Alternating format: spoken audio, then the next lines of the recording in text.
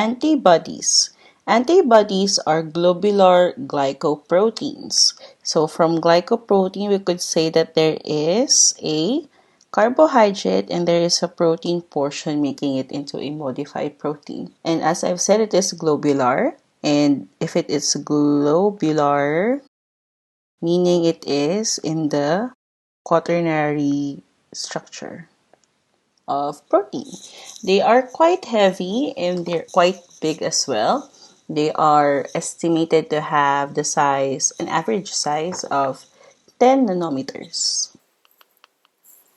They are produced by plasma cells, which are specific types of B cells. There are different classes of antibodies. We will not really be specific about it. I'll just show an image in here.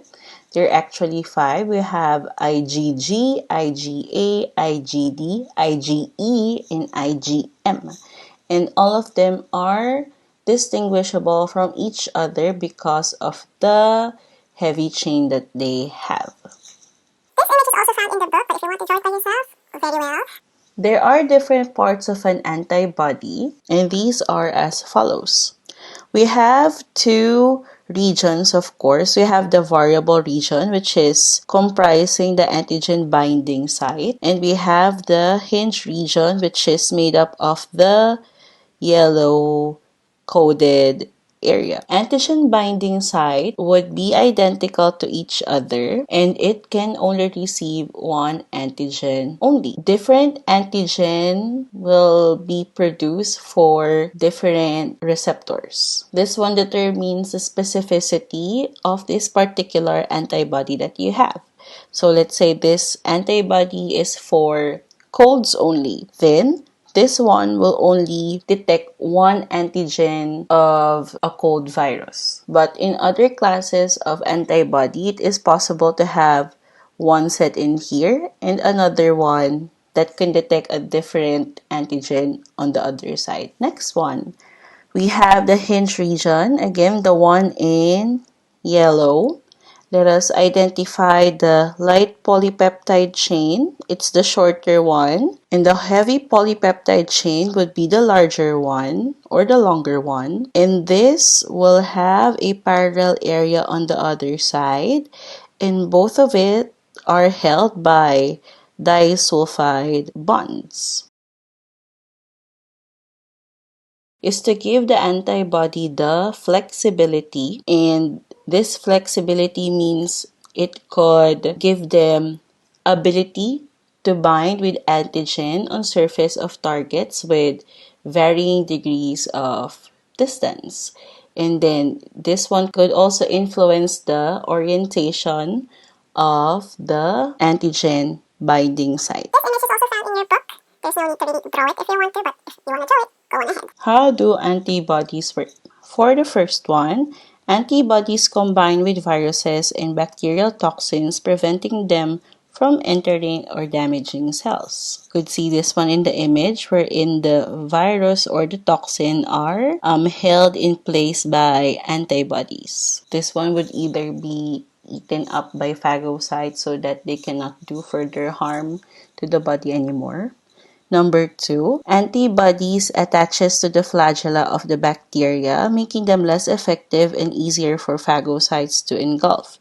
So this extension in here that acts as a tail is what we call as the flagella. This one helps in the motility or movement, or it helps the bacteria to swim around their environment. And as you could see, when these antibodies attach to the flagella, it slows down the mobility or the movement of your bacteria. Therefore, it is buying time for the white blood cells to attack this bacteria. Next one, number 3. Antibodies with multiple antigen binding sites cause agglutination of bacteria, reducing the chances of spread through the body. Agglutination means clumping, and this clumping in here also slows down the invading bacteria or pathogen. This one would make it easier for white blood cells to attack this particular pathogen on hand. Next one, number 4. Together with other molecules, some antibodies punch holes in the cell wall